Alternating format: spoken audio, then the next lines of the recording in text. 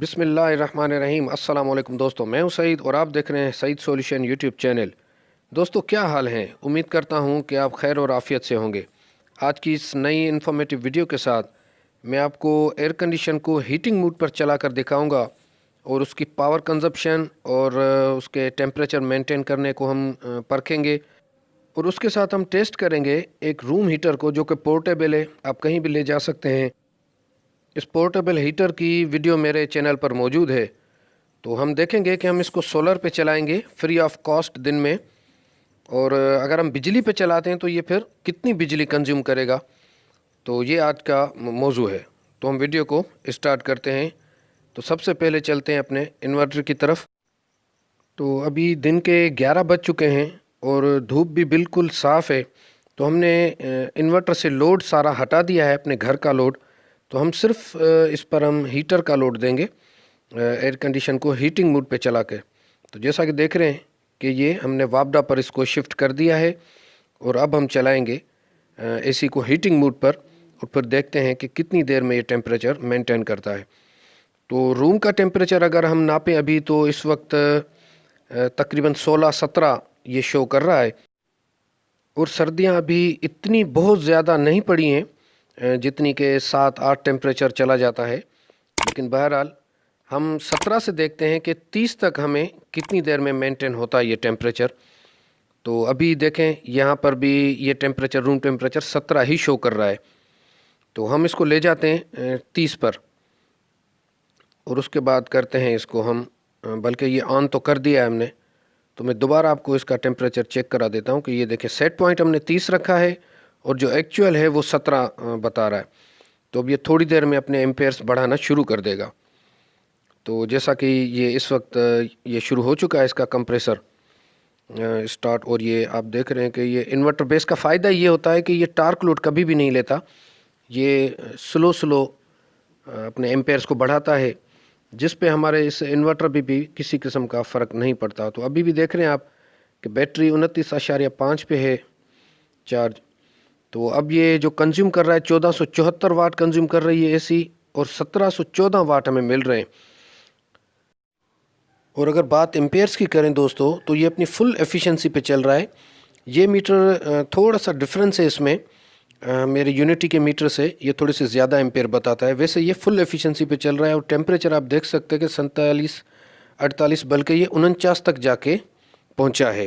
तो टेम्परेचर बहुत ही ज़्यादा है, लेकिन ज़्यादा मिकदार में है। ये आप थोड़ा सा, मैं आपको अगर बता दूं कि उस पोर्टेबल हीटर से, तो उसमें और इसमें फ़र्क ये है कि वो ज़्यादा टेम्परेचर देता है। जैसा कि मैंने उसमें भी आपको वीडियो में दिखाया था कि वो तकरीबन 150 टेम्परेचर तक चला गया था उसका हीटर।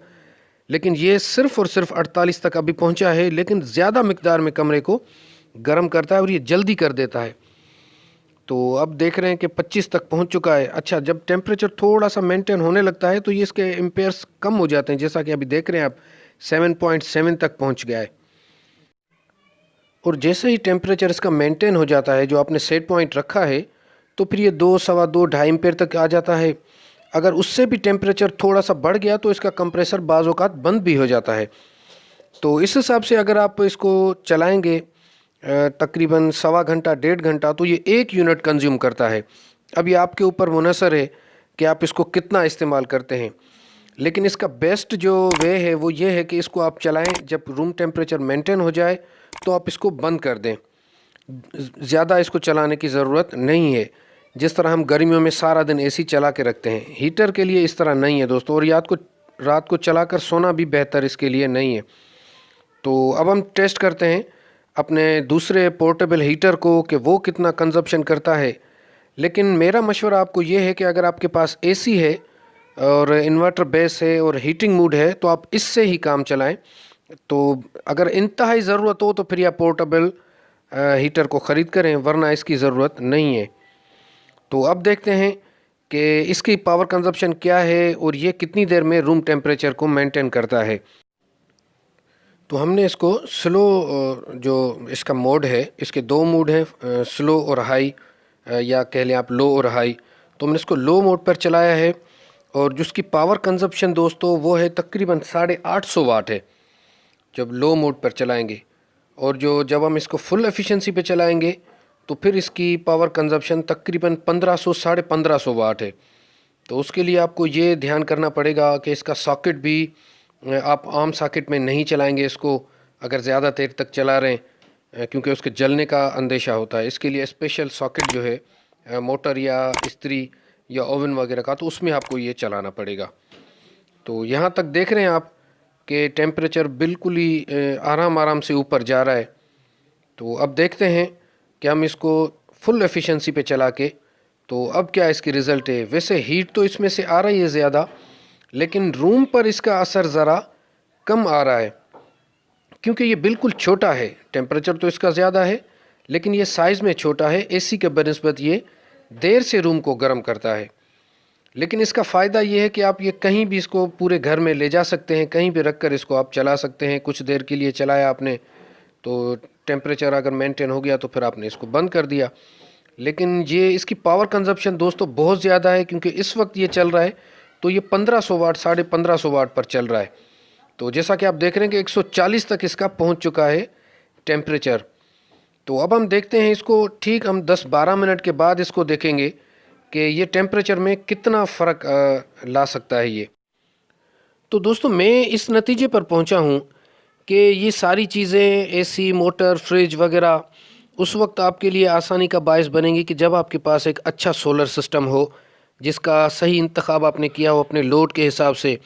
तो आप बिजली के बिलों से भी जान छुड़ाएंगे, और उसमें ये फ़ायदा होगा कि अब इस तरह का एक्स्ट्रा अगर ख़र्चा आपने कर दिया तो उसमें आपको फ़िक्र नहीं होगी कि हमें इसका बिजली का बिल आएगा। वरना अगर सोलर सिस्टम नहीं है तो हर चीज़ को आपको देखभाल के चलना पड़ेगा, कंप्रोमाइज़ करना पड़ेगा कि कितनी देर चलाएं, कितनी देर ना चलाएं। फिर तो एक पंखा भी अगर आपका पूरे महीने चलेगा तो जब आप उसको कैलकुलेट करेंगे अपने लोड से तो वो भी कुछ ना कुछ यूनिट्स कंज्यूम कर चुका होगा।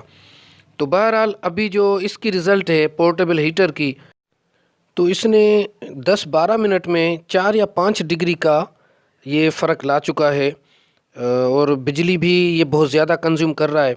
तो अब आप अंदाज़ा लगा लें कि आपके लिए क्या चीज़ बेहतर रहेगी। तो आज की वीडियो यहाँ तक थी। तो अब हम इसको बंद करके रख देते हैं, जब ज़रूरत होगी तो हम इसको चलाएंगे। तो मेरा मशवरा ये है कि आप एसी की तरफ जाएं, उसको हीटिंग मोड पर कुछ देर चलाएं और फिर उसको बंद कर दें, और सारी दिन सारी रात उसको चलाने की ज़रूरत नहीं है। तो आज की वीडियो यहाँ तक थी। उम्मीद है कि आपके लिए फ़ायदेमंद साबित हुई होगी।